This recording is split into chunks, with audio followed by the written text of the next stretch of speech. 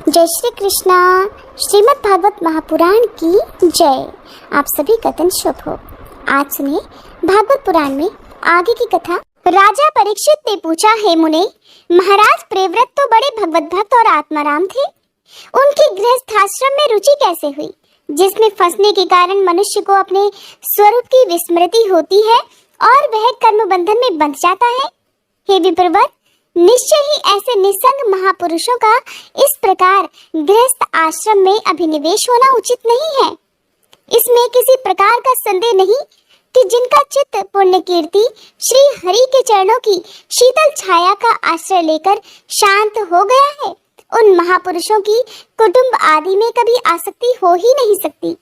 हे ब्राह्मण, मुझे इस बात का बड़ा संदेह है कि महाराज प्रियव्रत ने स्त्री, घर और पुत्र आदि में आसक्त रहकर भी किस प्रकार सिद्धि प्राप्त कर ली और क्यों कर उनकी भगवान श्री कृष्ण में अविचल भक्ति हुई। तब श्री सुखदेव जी ने कहा, हे राजन, तुम्हारा कथन बहुत ठीक है।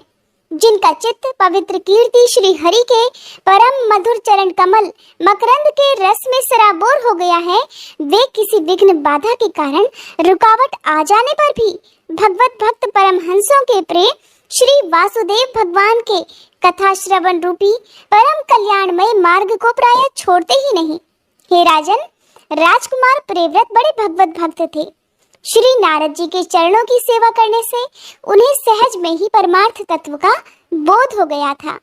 वे ब्रह्म सत्र की दीक्षा, निरंतर ब्रह्म अभ्यास में जीवन बिताने का नियम लेने ही वाले थे कि उसी समय उनके पिता स्वयंभू मनु ने उन्हें पृथ्वी पालन के लिए शास्त्रों में बतलाए हुए सभी श्रेष्ठ गुणों से पूर्णतया संपन्न देखकर राज्य शासन के लिए आज्ञा दी।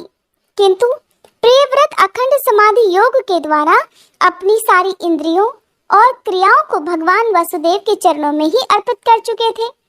अतः पिता की आज्ञा किसी प्रकार उल्लंघन करने योग्य न होने पर भी ये सोचकर कि राज्याधिकार पाकर मेरा आत्म स्वरूप स्त्री पुत्रादि असत प्रपंच से आच्छादित हो जाएगा, राज्य और कुटुंब की चिंता में फंसकर मैं परमार्थ तत्व को प्रायः भूल ही जाऊंगा, उन्होंने उसे स्वीकार ही नहीं किया।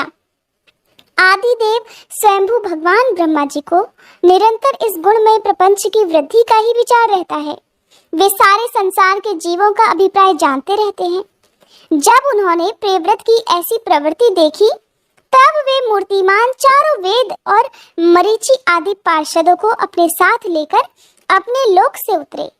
आकाश में जहां तहां विमानों पर चढ़े हुए इंद्र आदि प्रधान प्रधान देवताओं ने उनका पूजन किया तथा मार्ग में टोलियां बांधकर आए हुए सिद्ध, गंधर्व, साध्य, चारण और मुनिजनों ने उनका स्तवन किया। इस प्रकार जगह जगह आदर सम्मान पाते हुए वे साक्षात नक्षत्र नाथ चंद्रमा के समान गंधमादन की घाटी को प्रकाशित करते हुए प्रियव्रत के पास पहुंचे।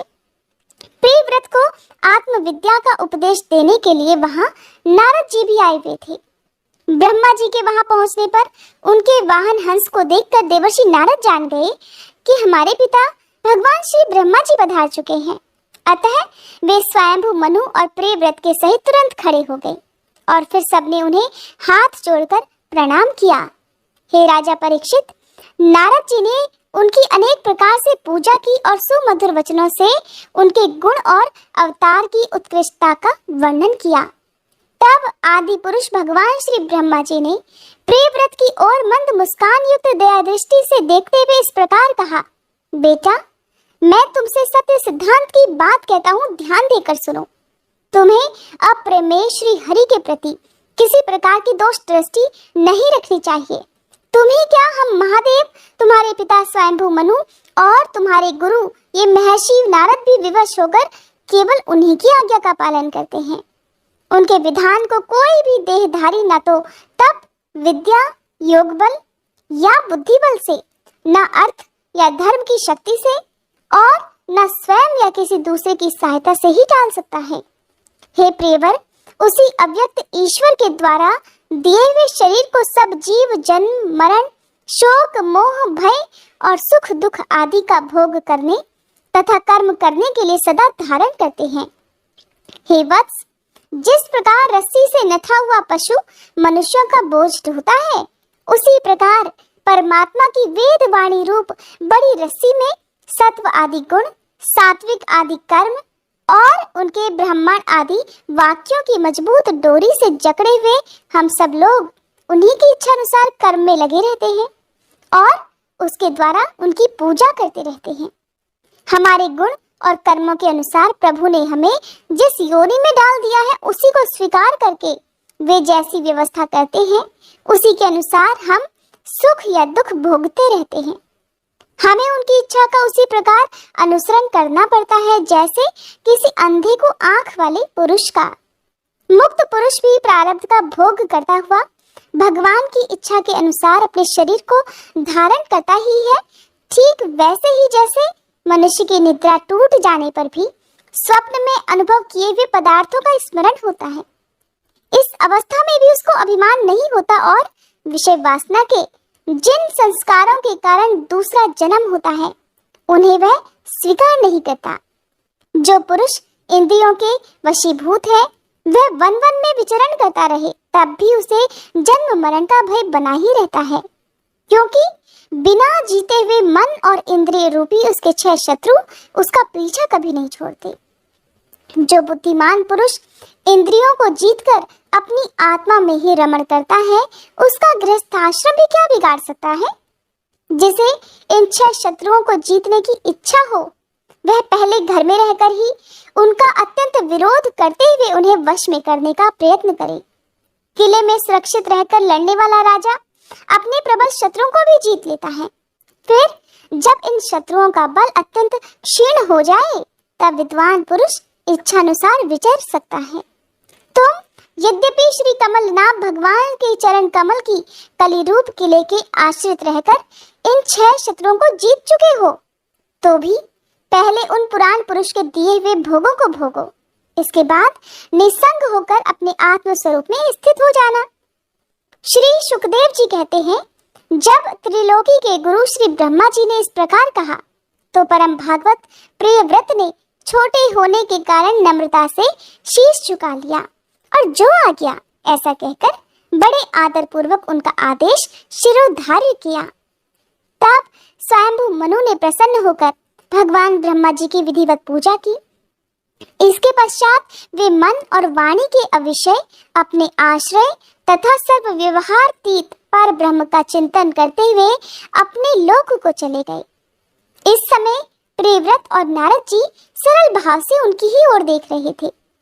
मनु जी ने इस प्रकार श्री ब्रह्मा जी की कृपा से अपना मनोरथ पूर्ण हो जाने पर देवर्षि नारद की आज्ञा से प्रियव्रत को संपूर्ण भूमंडल की रक्षा का भार सौंप दिया और स्वयं विषय रूपी विषैले जल से भरे हुए गृहस्थ आश्रम रूपी दुस्तर जलाशय की भोगेच्छा से निवृत्त हो गए। अब पृथ्वीपति महाराज प्रियव्रत भगवान की इच्छा से राज्य शासन के कार्य में नियुक्त हो गए। जो संपूर्ण जगत को बंधन से छुड़ाने में अत्यंत समर्थ है, उन आदि पुरुष श्री भगवान के चरण युगल का निरंतर ध्यान करते रहने से यद्यपि उनके राग आदि सभी मल नष्ट हो चुके थे और उनका हृदय भी अत्यंत शुद्ध हो चुका था, तथापि बड़ों का मान रखने के लिए वे पृथ्वी का शासन करने लगे। तदंतर उन्होंने प्रजापति विश्वकर्मा की पुत्री बहिष्मति से विवाह किया। उससे उनके 10 पुत्र हुए। वे सब उन्हीं के समान शीलवान, गुणी, कर्मनिष्ठ, रूपवान और पराक्रमी थे। उनसे छोटी ऊर्जस्वती नाम की एक कन्या भी हुई। पुत्रों के नाम आग्नेय, इद्मजिह्, यज्ञबाहु, महावीर, हिरण्येता, घृतपृष्ठ, सवन, मेधातिथि, वीतिहोत्र और कवि थे। ये सब नाम अग्नि के भी हैं। इनमें कवि, महावीर और सवन ये 3 नैष्ठिक ब्रह्मचारी हुए। इन्होंने बाल्यावस्था से आत्मविद्या का अभ्यास करते हुए अंत में संन्यास आश्रम ही स्वीकार किया। इन निवृत्ति परायण महर्षियों ने संन्यास आश्रम में रहते हुए ही समस्त जीवों के अधिष्ठान और भव बंधन से डरे हुए लोगों का आश्रय देने वाले भगवान वासुदेव के परम सुंदर चरणार बिंदों का निरंतर चिंतन किया। उससे प्राप्त हुए अखंड और श्रेष्ठ भक्ति योग से उनका अंतःकरण सर्वथा शुद्ध हो गया और उसमें श्री भगवान का आविर्भाव हुआ। तब देह आदि उपाधि की निवृत्ति हो जाने से उनकी आत्मा की संपूर्ण जीवों के आत्मभूत प्रत्यज्ञ आत्मा में एकाकी भाव से स्थित हो गई। महाराज प्रियव्रत की दूसरी भार्या से उत्तम, तामस और रैवत ये 3 पुत्र उत्पन्न हुए, जो अपने नाम वाले मनवंतरों के अधिपति हुए। इस प्रकार कवि आदि 3 पुत्रों के निवृत्ति परायण हो जाने पर राजा प्रियव्रत ने 11 अर्बुद वर्षों तक पृथ्वी पर शासन किया। जिस समय वे अपनी अखंड पुरुषार्थमयी और वीरशालिनी भुजाओं से धनुष की डोरी खींचकर टंकार करते थे, उस समय डर के मारे सभी धर्मद्रोही न जाने कहां छिप जाते थे।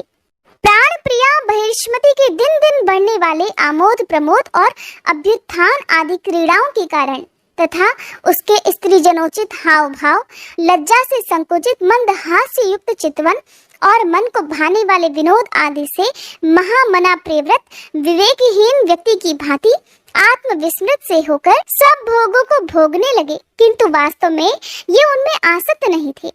एक बार इन्होंने जब देखा कि भगवान सूर्य सुमेरु की परिक्रमा करते हुए लोक लोक पर्यंत पृथ्वी के जितने भाग को आलोकित करते हैं, उसमें से आधा ही प्रकाश में रहता है और आधे में अंधकार छाया रहता है, तो इन्होंने इसे पसंद नहीं किया। तब उन्होंने ये संकल्प लिया कि मैं रात को भी दिन बना दूंगा।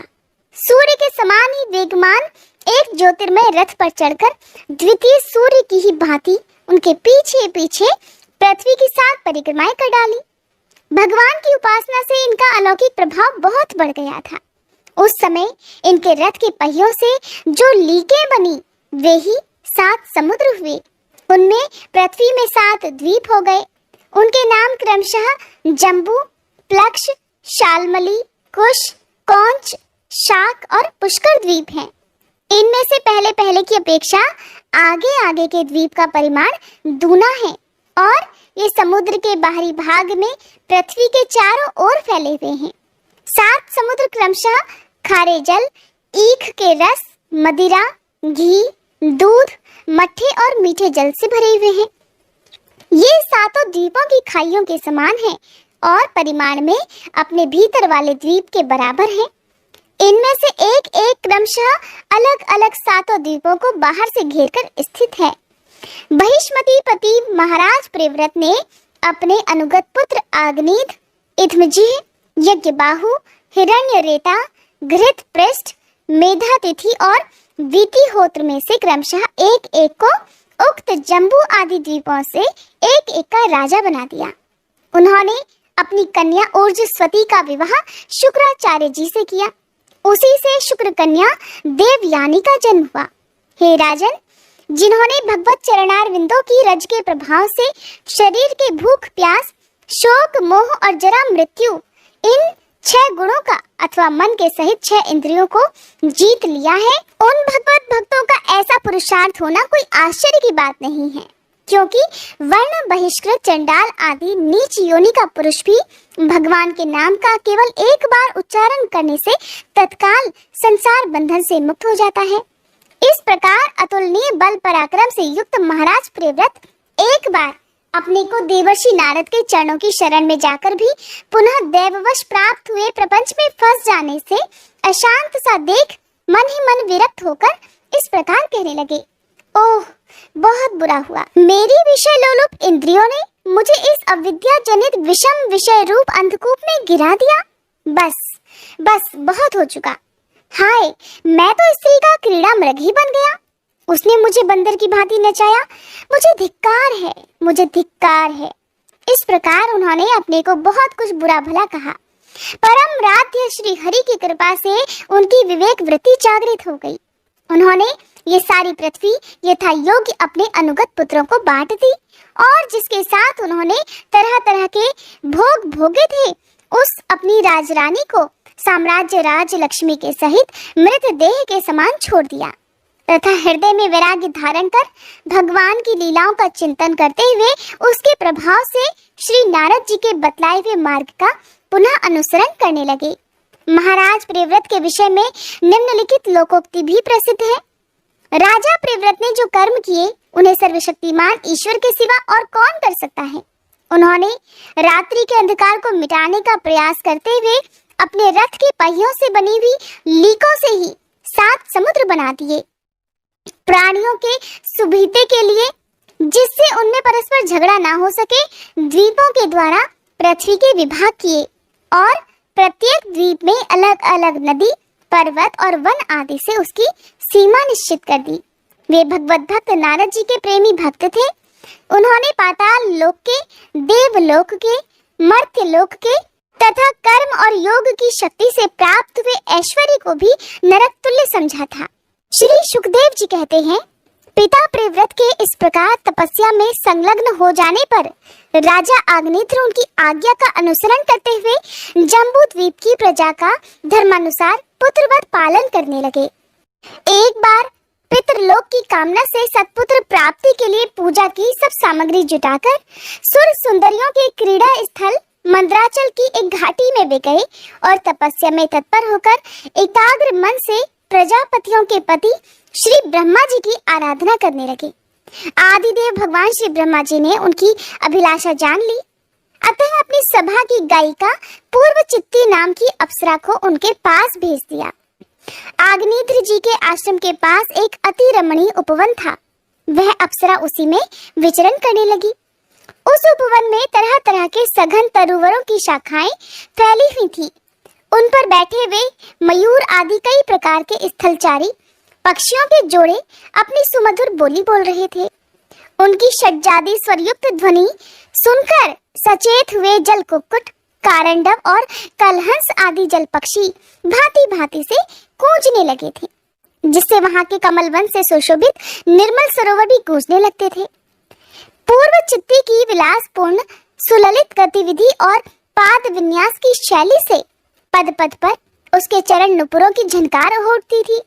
उसकी मनोहर ध्वनि सुनकर राजकुमार आग्नेत्र ने समाधि योग के द्वारा मुदे हुए अपने कमल कली के समान सुंदर नेत्रों को कुछ कुछ खोलकर देखा तो पास ही उन्हें वह अप्सरा दिखाई दी और वह अप्सरा भ्रमरी के समान एक एक फूल के पास जाकर उसे सूंघती थी तथा देवता और मनुष्यों के मन और नयनों को आह्लादित करने वाली अपनी विलासपूर्ण गति, क्रीड़ा, चापल्य, लज्जा और विनय युक्त चितवन, सुमधुर वाणी तथा मनोहर अंग अवयवों से पुरुषों के हृदय में कामदेव के प्रवेश के लिए एक द्वार सा बना देती थी। जब वह हंस हंसकर बोलने लगती तो ऐसा लगता मानो उसके मुख से अमृतमय मादक मधु झर रहा हो। उसके निश्वास की गंध से मदांध होकर भौरे उसके मुख कमल को घेर लेते। तब वह उनसे बचने के लिए जल्दी जल्दी पैर उठाकर चलती तो उसके कुछ कलश, वेणी और करधनी हिलने से बड़े ही सुहावने लगते। ये सब देखने से भगवान कामदेव को आग्नेत्र के हृदय में प्रवेश करने का अवसर मिल गया और वे उनके अधीन होकर उसे प्रसन्न करने के लिए पागलों की भांति इस प्रकार कहने लगे कि हे मुनिवर, तुम कौन हो? इस पर्वत पर तुम क्या करना चाहते हो? तुम परम पुरुष श्री नारायण की कोई माया तो नहीं हो? और भौहों की तरह संकेत करके कहने लगी, हे सखे, तुमने ये बिना डोरी के 2 धनुष क्यों धारण कर रखे हैं? क्या इनसे तुम्हारा कोई अपना प्रयोजन है अथवा इस संसारण्य में मुझ जैसे मतवाले मृगों का शिकार करना चाहते हो? कटाक्षों को लक्ष्य करके कहने लगे, तुम्हारे ये 2 बाण तो बड़े सुंदर और पैने हैं। अहो, इनके कमल दल के पंख हैं, देखने में बड़े शांत हैं और हैं भी पंखहीन। यहाँ वन में विचरते हुए तुम इन्हें किस पर छोड़ना चाहते हो? यहाँ तुम्हारा कोई सामना करने वाला दिखाई नहीं देता। तुम्हारा ये पराक्रम हम जैसे जड़ बुद्धियों के लिए तो कल्याणकारी हो। चारों ओर घूमते हुए भौरों की ओर देखकर कहने लगी, हे भगवान, तुम्हारे चारों ओर जो ये शिष्यगण अध्ययन कर रहे हैं, ये तो निरंतर रहस्य युक्त सामगान करते हुए मानो भगवान की स्तुति कर रहे हैं। और ऋषिगण जैसे वेद की शाखाओं का अनुसरण करते हैं, उसी प्रकार ये सब तुम्हारी चोटी से झड़े हुए पुष्पों का सेवन कर रहे हैं। नुपुरों की ओर संकेत करते हुए कहने लगे, हे ब्राह्मण, तुम्हारे चरण रूप पिंजड़ों में जो तीतर बंद है, उनका शब्द तो सुनाई देता है, परंतु रूप देखने में नहीं आता। करधनी सहित पीली साड़ी में अंग की कांति की उत्प्रेक्षा कर कहने लगे, तुम्हारे नितंबों पर ये कदम्ब कुसुमों की सी आभा कहाँ से आ गई? इनके ऊपर तो अंगारों का मंडल सा भी दिखाई देता है, किंतु तुम्हारा वल्कल वस्त्र कहाँ है? कुमकुम मंडित कूंचों की ओर लक्ष्य करके कहा, हे द्विजवर, तुम्हारे इन दोनों सुंदर सींगों में क्या भरा हुआ है? अवश्य ही इनमें बड़े अमूल्य रत्न भरे हुए हैं।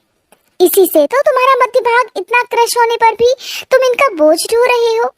यहाँ जाकर तो मेरी ओर दृष्टि भी मानो रुक गई हो। और सुभग, इन सींगों पर तो तुमने ये लाल लाल लेप सा क्या लगा रखा है? इसकी गंध से तो मेरा सारा आश्रम महक उठा है। हे मित्रवर, मुझे तो तुम अपना देश दिखा दो, जहाँ के निवासी अपने वक्ष स्थल पर ऐसे अद्भुत अवयव धारण करते हैं जिन्होंने हमारे जैसे प्राणियों के चित्तों को क्षुब्ध कर रखा है, तथा मुख में विचित्र हाव भाव, सरस भाषण और अधरामृत जैसी अनूठी वस्तुएं रखते हैं। हे प्रियवर, तुम्हारा भोजन क्या है जिसको खाने से तुम्हारे मुख से हवन सामग्री की सी सुगंध फैल रही है?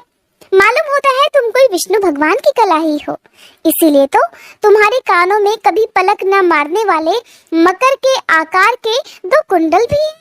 तुम्हारा मुख एक सुंदर सरोवर के समान लग रहा है। उसमें तुम्हारे चंचल ये 2 नेत्र भय से कांपती हुई मछलियों के समान, दंत पंक्ति हंसों के समान और घुंघराली अलकावली भौरों के समान शोभायमान है। तुम जब अपने कर कमलों से थपकी मार इस गेंद को उछालते हो, तब ये दिशा विदिशाओं में जाती हुई मेरे नेत्रों को तो चंचल कर ही देती है, साथ साथ मेरे मन में भी खलबली पैदा कर देती है। तुम्हारा ये बांका जटाजूट खुल गया है, तुम इसे संभालते क्यों नहीं? अरे, ये धूर्त वायु कैसा दुष्ट है, जो बार बार तुम्हारी नीवी वस्त्र को उड़ा देता है। हे तपोधन, तपस्वियों के तप को भ्रष्ट करने वाला ये अनूप रूप तुमने किस तप के प्रभाव से धारण किया हुआ है? मित्र, आओ कुछ दिन मेरे साथ रहकर तपस्या करो। या कहीं ऐसा तो नहीं कि विश्व विस्तार की इच्छा से श्री ब्रह्मा जी ने ही तो मुझ पर कृपा नहीं कर दी है? सचमुच तुम ब्रह्मा जी की ही प्यारी देन हो। अब मैं तुम्हें नहीं छोड़ सकता। तुमने तो मेरे मन और नयन ऐसे उलझ गए हैं कि कहीं अन्यत्र जाना ही नहीं चाहते। सुंदर सींगों वाली, तुम्हारा जहाँ मन हो मुझे भी वहाँ ले चलो। मैं तो तुम्हारा अनुचर बन गया हूँ और तुम्हारी ये मंगलमयी सखियां भी अब हमारे साथ ही रहें। श्री सुखदेव जी कहते हैं, हे राजन, आग्नेत्र देवताओं के समान बुद्धिमान और स्त्रियों को प्रसन्न करने में बड़े कुशल थे, और उन्होंने इसी प्रकार की रति चातुर्यमयी मीठी मीठी बातों से उस अप्सरा को भी प्रसन्न कर लिया। वीर समाज में अग्रगण्य आग्नेत्र की बुद्धि, शील, रूप, अवस्था, लक्ष्मी और उदारता से आकर्षित होकर वह उन जम्बू द्वीप अधिपति के साथ कई हजार वर्षों तक पृथ्वी और स्वर्ग के भोग भोगती रही। इसके पश्चात नृपवर आग्नेत्र ने उसके गर्भ से नाभि, किमपुरुष, हरिवश, इलावृत, रम्यक, हिरण्यम, कुरु, भद्राश और केतुमाल नाम के 9 पुत्र उत्पन्न किए। और इस तरह 9 वर्षों में हर वर्ष एक के क्रम से 9 पुत्र उत्पन्न कर पूर्व चित्ती उन्हें राजभवन में ही छोड़कर फिर ब्रह्मा जी की सेवा में उपस्थित हो गई। ये आग्नेत्र के पुत्र माता के अनुग्रह से ही स्वभाव से ही सुडौल और सबल शरीर वाले थे। आग्नेत्र ने जम्बू द्वीप के विभाग करके उन्हीं के समान नाम वाले 9 वर्ष अर्थात 9 भूखंड बनाए और उन्हें एक एक पुत्र को सौंप दिया। तब वे सब अपने अपने वर्ष का राज्य भोगने लगे। महाराज आग्नेत्र दिन दिन भोगों को भोगते रहने पर भी उनसे अतृप्त हो रहे थे। वे उस अप्सरा को ही परम पुरुषार्थ समझते थे, इसलिए उन्होंने वैदिक कर्मों के द्वारा उसी लोक को प्राप्त किया जहाँ पितृगण अपने सुकर्मों के अनुसार तरह तरह के भोगों में मस्त रहते हैं। पिता के परलोक सिधारने पर नाभि आदि 9 भाइयों ने मेरु की मेरु देवी, प्रतिरूपा, उग्र दृष्टि, लता, रम्या, श्यामा, नारी, भद्रा और देववीति नाम की 9 कन्याओं से विवाह किया। श्री सुखदेव जी कहते हैं, हे राजन, आग्नेत्र के पुत्र नाभि के कोई संतान नहीं थी, इसलिए उन्होंने अपनी पत्नी मेरु देवी के सहित पुत्र की कामना से एकाग्रता पूर्वक भगवान यज्ञ पुरुष का यजन किया। यद्यपि सुंदर अंगों वाले श्री भगवान द्रव्य देश, काल, मंत्र, ऋत्विज, दक्षिणा और विधि इन यज्ञों के साधनों से सहज में नहीं मिलते, फिर भी वे भक्तों पर तो कृपा करते ही है। इसलिए जब महाराज नाभि ने श्रद्धा पूर्वक विशुद्ध भाव से उनकी आराधना की, तब उनका चित्त अपने भक्त का अभीष्ट कार्य करने के लिए उत्सुक हो गया। यद्यपि उनका स्वरूप सर्वथा स्वतंत्र है, फिर भी उन्होंने प्रवज्ञ कर्म का अनुष्ठान होते समय उसे मन और नयनों की आनंद देने वाली अवयवों से युक्त अति सुंदर हृदयाकर्षक मूर्ति में प्रकट किया। उनके श्री अंग में रेशमी पीतांबर था, वक्ष स्थल पर सुमनोहर श्री वत्स चिन्ह सुशोभित था, भुजाओं में शंख, चक्र, गदा, पद्म तथा गले में वनमाला और कौस्तुभ मणि की शोभा थी। संपूर्ण शरीर अंग प्रत्यंग की कांति को बढ़ाने वाले किरण जाल मंडित मणिमय मुकुट, कुंडल, कंकण, करधनी, हार, बाजूबंद और नुपुर आदि आभूषणों से विभूषित था। ऐसे परम तेजस्वी चतुर्भुज मूर्ति पुरुष विशेष को प्रकट हुआ देख ऋत्विज, सदस्य और यजमान आदि ऐसे प्रसन्न हुए मानो निर्धन पुरुष अपार धनराशि पाकर फूला नहीं समाता हो। फिर सभी ने शीश झुकाकर अत्यंत आदर पूर्वक प्रभु की अर्घ्य द्वारा पूजा की और ऋत्विजों ने उनकी स्तुति की। ऋत्विजों ने कहा, हे पूज्यतम, हम आपके अनुगत भक्त हैं, आप हमारे पुनः पुनः पूजनीय हैं, किंतु हम आपकी पूजा करना क्या जाने, हम तो बार बार आपको नमस्कार करते हैं। इतना ही हमें महापुरुषों ने सिखाया है। आप प्रकृति और पुरुष से भी परे हैं। फिर प्राकृत गुणों की कार्यभूत इस प्रपंच में बुद्धि फंस जाने से आपके गुणगान में सर्वथा असमर्थ ऐसा कौन पुरुष है जो प्राकृत नाम, रूप और आकृति के द्वारा आपके स्वरूप का निरूपण कर सके। आप तो साक्षात परमेश्वर हैं। आपके परम मंगलमय गुण संपूर्ण जनता के दुखों का दमन करने वाले हैं। यदि कोई उन्हें वर्णन करने का साहस भी करेगा तो केवल उनके एक देश का ही वर्णन कर सकेगा। किंतु हे प्रभु, यदि आपके भक्त प्रेम गदगद वाणी से स्तुति करते हुए सामान्य जल, विशुद्ध पल्लव, तुलसी और धूप के अंकुर आदि सामग्री से ही आपकी पूजा करते हैं, तो भी आप सब प्रकार से संतुष्ट हो जाते हैं। और हमें तो अनुराग के सिवा इस द्रव्य काल आदि अनेकों अंगों वाले यज्ञ से भी आपका कोई प्रयोजन नहीं दिखलाई देता, क्योंकि आपसे स्वतः ही क्षण क्षण में जो संपूर्ण पुरुषार्थों का फल स्वरूप परमानंद का स्वभावता ही निरंतर प्रादुर्भूत होता रहता है। आप साक्षात उसके स्वरूप ही हैं। इस प्रकार यद्यपि आपको इन यज्ञ आदि से कोई प्रयोजन नहीं है, फिर भी अनेक प्रकार की कामनाओं की सिद्धि चाहने वाले हम लोगों के लिए तो मनोरथ सिद्धि का पर्याप्त साधन यही होना चाहिए। आप तो ब्रह्मादि परम पुरुषों की अपेक्षा भी परम श्रेष्ठ है। हम तो ये भी नहीं जानते कि हमारा परम कल्याण किसमें है और न हमसे आपकी यथोचित पूजा ही बनी है। फिर भी जिस प्रकार तत्वज्ञ पुरुष बिना बुलाए भी केवल करुणावश अज्ञानी पुरुषों के पास चले जाते हैं, उसी प्रकार आप भी हमें मोक्ष संज्ञक अपना परम पद और हमारी अभीष्ट वस्तुएं प्रदान करने के लिए अन्य साधारण यज्ञ दर्शकों के समान यहाँ प्रकट हुए हैं। हे पूज्यतम, हमें सबसे बड़ा वर तो आपने यही दे दिया कि ब्रह्मादि समस्त वरदायकों में श्रेष्ठ होकर भी आप राजर्षि नाभि की इस यज्ञशाला में साक्षात हमारे नेत्रों के सामने ही प्रकट हो गए। अब हम और क्या वर मांगे? हे प्रभु, आपके गुण गणों का गान परम मंगलमय है। जिन्होंने वैराग्य से प्रज्वलित हुई ज्ञानाग्नि के द्वारा अपने अंतःकरण के राग, द्वेष आदि संपूर्ण मलों को जला डाला है। अतएव जिनका स्वभाव आपके ही समान शांत है, वे आत्माराम मुनिगण भी निरंतर आपके गुणों का गान ही किया करते हैं। अतः हम आपसे यही वर मांगते हैं कि गिरने, ठोकर खाने, छींकने अथवा जम्हाई लेने और संकट आदि के समय और ज्वर और मरण आदि की अवस्थाओं में आपका स्मरण न हो सकने पर भी किसी प्रकार आपके सकल कलिम विनाशक भक्त वत्सल दीन बंधु आदि गुण द्योतक नामों का हम उच्चारण कर सकें। इसके सिवा कहने योग्य न होने पर भी एक प्रार्थना और है। हे प्रभु, आप तो साक्षात परमेश्वर हैं। स्वर्ग, अपवर्ग आदि ऐसी कोई वस्तु नहीं है जिसे आप ना दे सके। फिर भी जैसे कोई कंगाल किसी धन लुटाने वाले परम उदार पुरुष के पास पहुंचकर भी उससे केवल भूसा ही मांगे, उसी प्रकार हमारे यजमान ये राजर्षि नाभि संतान को ही परम पुरुषार्थ मानकर आपके ही समान पुत्र पाने के लिए आपकी आराधना कर रहे हैं। ये कोई आश्चर्य की बात नहीं है। आपकी माया का पार तो कोई नहीं पा सकता और न ही वह किसी के वश में आ सकती है। फिर जिन लोगों ने महापुरुषों के चरणों का आश्रय नहीं लिया, उनमें ऐसा कौन है जो उसके वश में नहीं होता?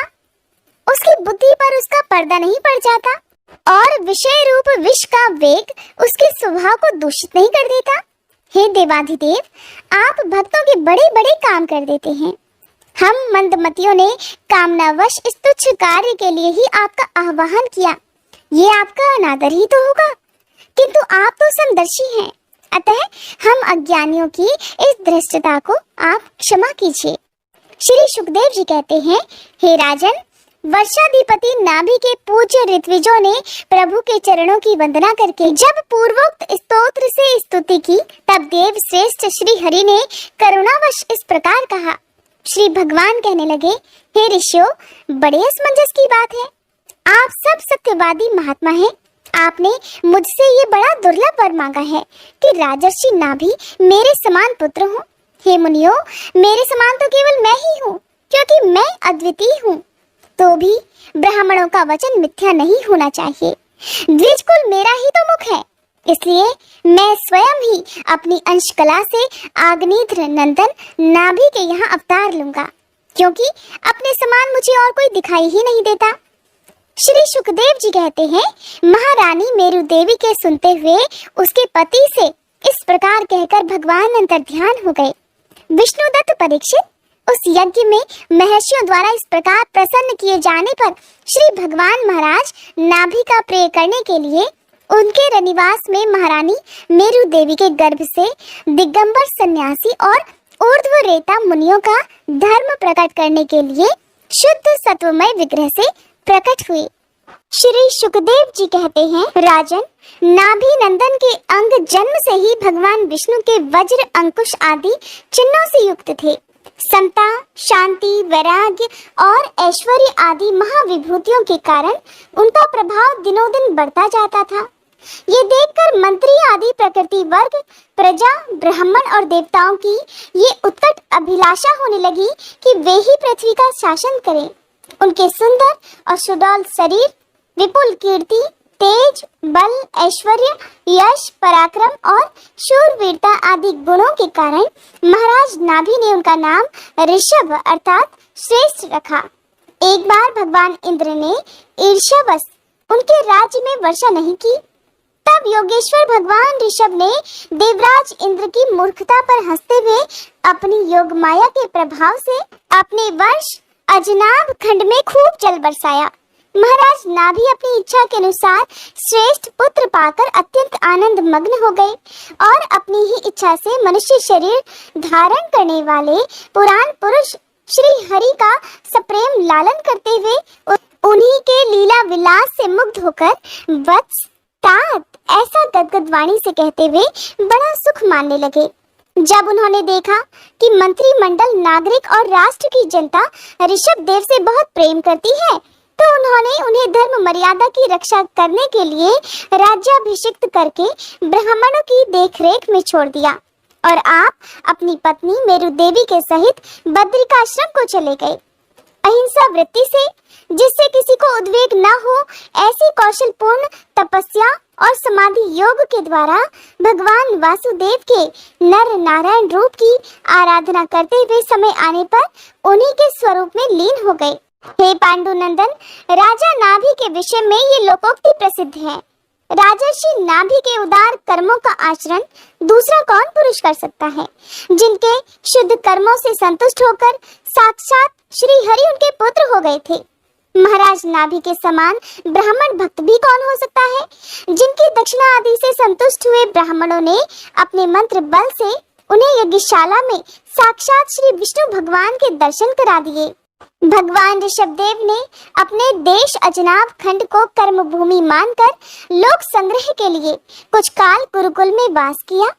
गुरुदेव को यथोचित दक्षिणा आदि देकर गृहस्थ में प्रवेश करने के लिए उनकी आज्ञा ली और फिर लोगों को गृहस्थ धर्म की शिक्षा देने के लिए देवराज इंद्र की दी हुई उनकी कन्या जयंती से विवाह किया तथा श्राद्ध स्मार्त दोनों प्रकार के शास्त्रोपदिष्ट कर्मों का आचरण करते हुए उसके गर्भ से अपने ही समान गुण वाले 100 पुत्र उत्पन्न किए।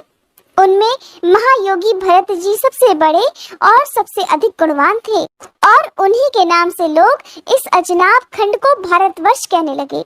उनसे छोटे कुशावर्त, इलावर्त, ब्रह्मावर्त, मलय, केतु, भद्रसेन, इंद्रस्पर्क, विदर्भ और कीकट, ये 9 राजकुमार शेष 90 भाइयों से बड़े और श्रेष्ठ थे।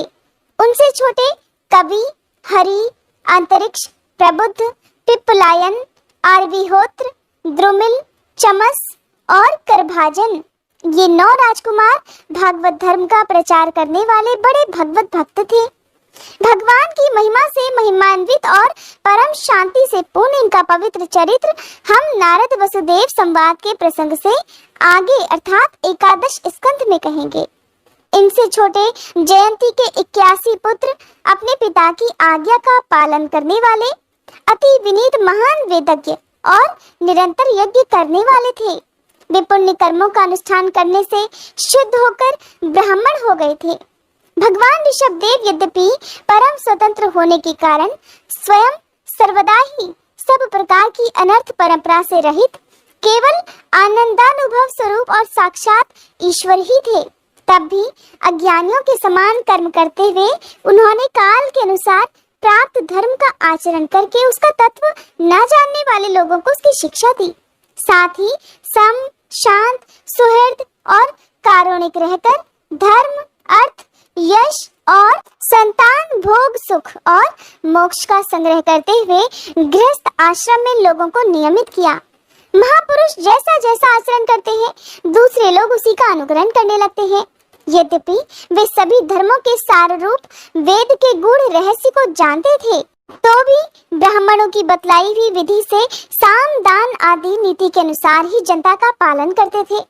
उन्होंने शास्त्र और ब्राह्मणों के उपदेशानुसार भिन्न भिन्न देवताओं के उद्देश्य से द्रव्य, देश, काल, आयु, श्रद्धा और ऋत्विज आदि से सुसंपन्न सभी प्रकार के 100 यज्ञ किए। भगवान ऋषभदेव के शासन काल में इस देश का कोई भी पुरुष अपने लिए किसी से भी अपने प्रभु के प्रति दिन दिन बढ़ने वाले अनुराग के सिवा और किसी वस्तु की कभी इच्छा ही नहीं करता था। और यही नहीं, आकाश कुसुम आदि अविद्यमान वस्तु की भांति कोई किसी की वस्तु की ओर दृष्टिपात भी नहीं करता था। एक बार भगवान ऋषभदेव घूमते घूमते ब्रह्मावर्त देश में जा पहुँचे। वहाँ बड़े बड़े ब्रह्मर्षियों की सभा में उन्होंने प्रजा के सामने ही अपने समाहित चित्त तथा विनय और प्रेम के भार से सुसंयत पुत्रों को शिक्षा देने के लिए इस प्रकार कहा। ऋषभदेव जी ने कहा, हे पुत्रों, इस मर्त्य लोक में ये मनुष्य शरीर दुखमय विषय भोग प्राप्त करने के लिए ही नहीं है। ये भोग तो विष्ठा भोजी सूकर कुकर आदि को भी मिलते ही है। इस शरीर से दिव्य तप ही करना चाहिए जिससे अंतःकरण शुद्ध हो, क्योंकि इसी से अनंत ब्रह्मानंद की प्राप्ति होती है। शास्त्रों ने महापुरुषों की सेवा को मुक्ति का और स्त्री संगी कामियों के संग को नरक का द्वार बताया है। महापुरुष वे ही है जो समान चित्त, परम शांत, क्रोधहीन, सबके हित चिंतक और सदाचार संपन्न हो, अथवा मुझ परमात्मा के प्रेम को ही जो एकमात्र पुरुषार्थ मानते हो। केवल विषयों की ही चर्चा करने वाले लोगों में तथा स्त्री, पुत्र और धन आदि सामग्रियों से संपन्न घरों में जिनकी अरुचि हो और जो लौकिक कार्यों में केवल शरीर निर्वाह के लिए ही प्रवृत्त होते हो। मनुष्य अवश्य प्रमादवश कुकर्म करने लगता है। उसकी वह प्रवृत्ति इंद्रियों को तृप्त करने के लिए ही होती है, लेकिन मैं इसे अच्छा नहीं समझता, क्योंकि इसी के कारण आत्मा को ये असत और दुखदायक शरीर प्राप्त होता है। जब तक जीव को आत्म तत्व की जिज्ञासा नहीं होती, तभी तक अज्ञानवश देह आदि के द्वारा उसका स्वरूप छिपा रहता है, और जब तक ये लौकिक वैदिक कर्मों में फंसा रहता है, तब तक मन में कर्म की वासनाएं भी बनी रहती हैं और इन्हीं से देह बंधन की प्राप्ति होती है। इस प्रकार अविद्या के द्वारा आत्म स्वरूप के ढक जाने से कर्म वासनाओं के वशीभूत हुआ चित्त मनुष्य को फिर कर्मों में ही प्रवृत्त करता है। अतः जब तक उसको मुझ वासुदेव में प्रीति नहीं होती तब तक वह देव बंधन से छूट ही नहीं सकता। स्वार्थ में पागल जीव जब तक विवेक दृष्टि का आश्रय लेकर इंद्रियों की चेष्टाओं को मिथ्या नहीं देखता तब तक आत्म स्वरूप की स्मृति खो बैठने के कारण वह अज्ञानवश विषय प्रधान ग्रह आदि में आसक्त ही रहता है और तरह तरह के क्लेश उठाता रहता है। स्त्री और पुरुष इन दोनों का जो परस्पर दाम्पत्य भाव है इसी को पंडित जन उनके हृदय की दूसरी स्थूल और दुर्भेदी ग्रंथि कहते हैं। देहाभिमान रूपी एक एक सूक्ष्म ग्रंथि तो उनमें अलग अलग पहले से ही है। इसी के कारण जीव को देहेंद्रिय आदि की अतिरिक्त घर, खेत, पुत्र, स्वजन और धन आदि में भी मैं और मेरेपन का मोह हो जाता है। जिस समय कर्म वासनाओं के कारण पड़ी हुई उसकी यह दृढ़ हृदय ग्रंथि ढीली हो जाती है उसी समय ये दाम्पत्य भाव से निवृत्त हो जाता है और संसार के हेतुभूत अहंकार को त्याग कर सभी प्रकार के बंधनों से मुक्त होकर परम पद को प्राप्त कर लेता है। हे पुत्रों, संसार सागर से पार होने में कुशल तथा धैर्य, उद्यम और सत्वगुण विशिष्ट पुरुष को चाहिए कि सबके आत्मा और गुरु स्वरूप मुझ भगवान में भक्ति भाव रखने से, मेरे परायण रहने से, तृष्णा के त्याग से, सुख दुख आदि द्वंद्वों के सहने से जीव को सभी योनियों में दुख ही उठाना पड़ता है।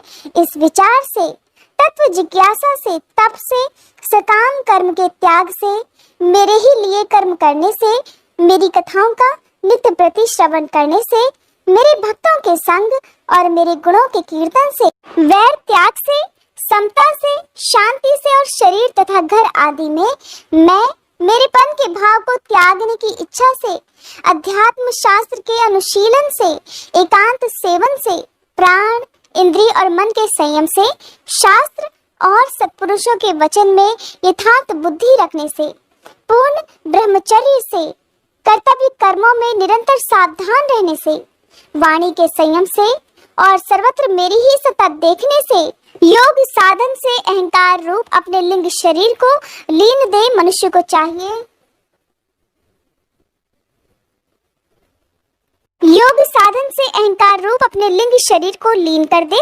मनुष्य को चाहिए कि वह सावधान रहकर अविद्या से प्राप्त इस हृदय ग्रंथि रूप बंधन को शास्त्रोक्त रीति से इन साधनों के द्वारा भली भांति काट डाले, क्योंकि यही कर्म संस्कारों के रहने का स्थान है। इसके बाद साधन का भी परित्याग कर दे। जिसको मेरे लोक की इच्छा हो अथवा जो मेरे अनुग्रह की प्राप्ति को ही परम पुरुषार्थ मानता हो, वह राजा हो तो अपनी अबोध प्रजा को, गुरु अपने शिष्यों को और पिता अपने पुत्रों को ऐसी ही शिक्षा दे। अज्ञान के कारण यदि वे उस शिक्षा के अनुसार न चलकर कर्म को ही परम पुरुषार्थ मानते रहे तो भी उन पर क्रोध न करके उन्हें समझा बुझाकर कर्म में प्रवृत्त न होने दे। उन्हें विषयासक्ति युक्त काम्य कर्मों में लगाना तो ऐसा ही है जैसे किसी अंधे मनुष्य को जानबूझकर गड्ढे में ढकेल देना। इससे भला किस पुरुषार्थ की सिद्धि हो सकती है? अपना सच्चा कल्याण किस बात में है, इसको लोग नहीं जानते।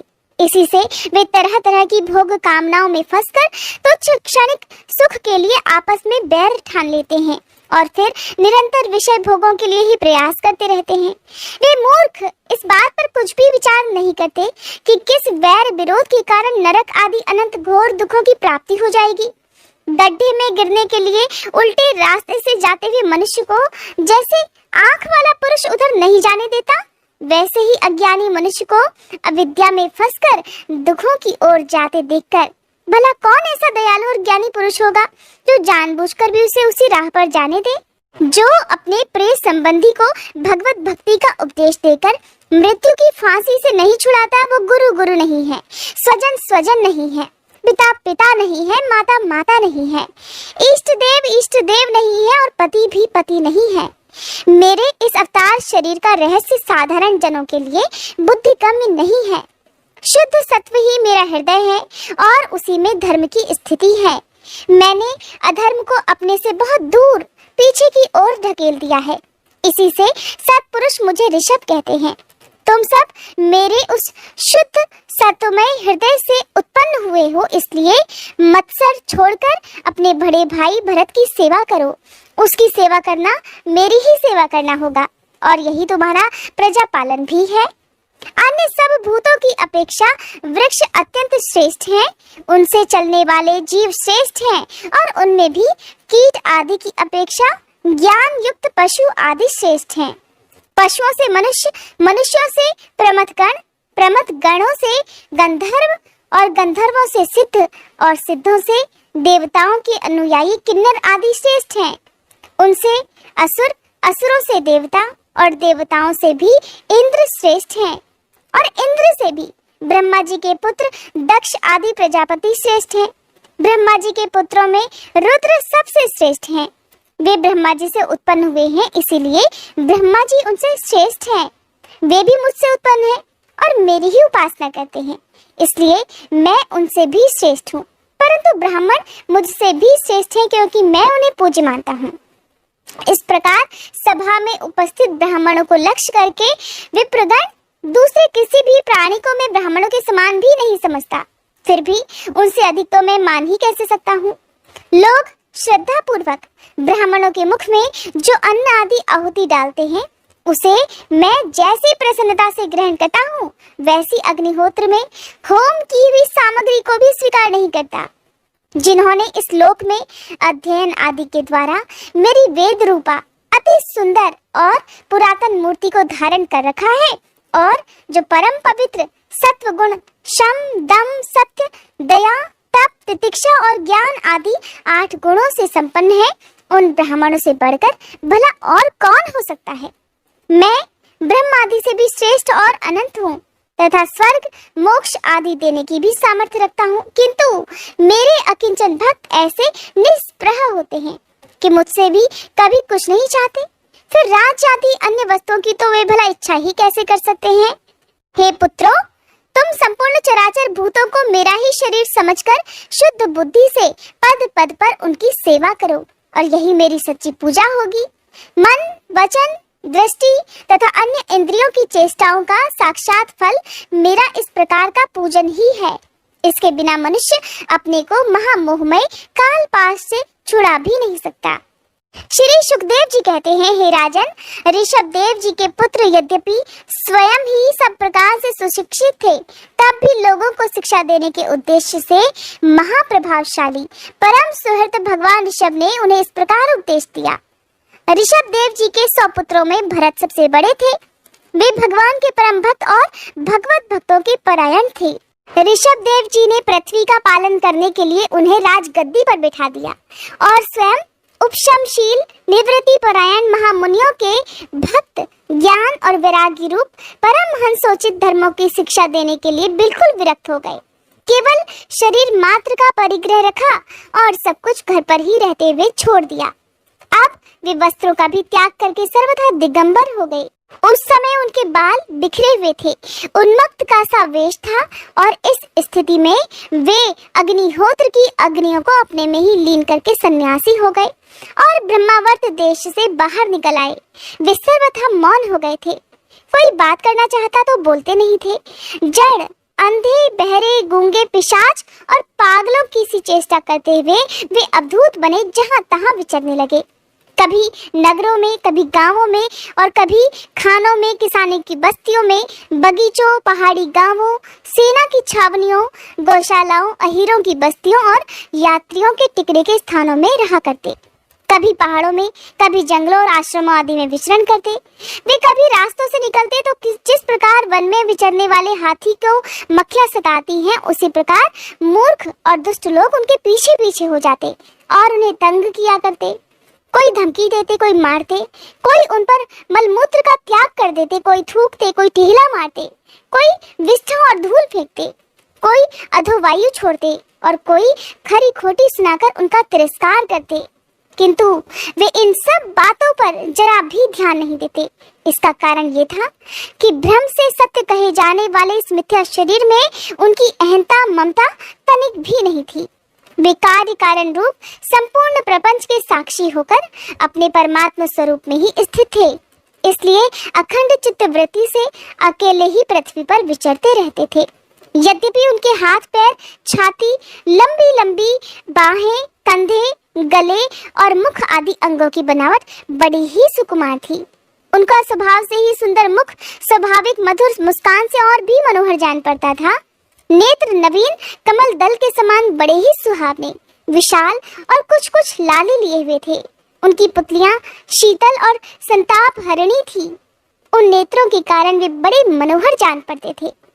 कपोल, कान और नासिका छोटे बड़े न होकर एक समान और सुंदर थे तथा उनके अस्फुष्ट हाथ से युक्त मनोहर मुखारविंद की शोभा को देखकर पूर्ण नारियों के चित्त में कामदेव का संचार हो जाता था।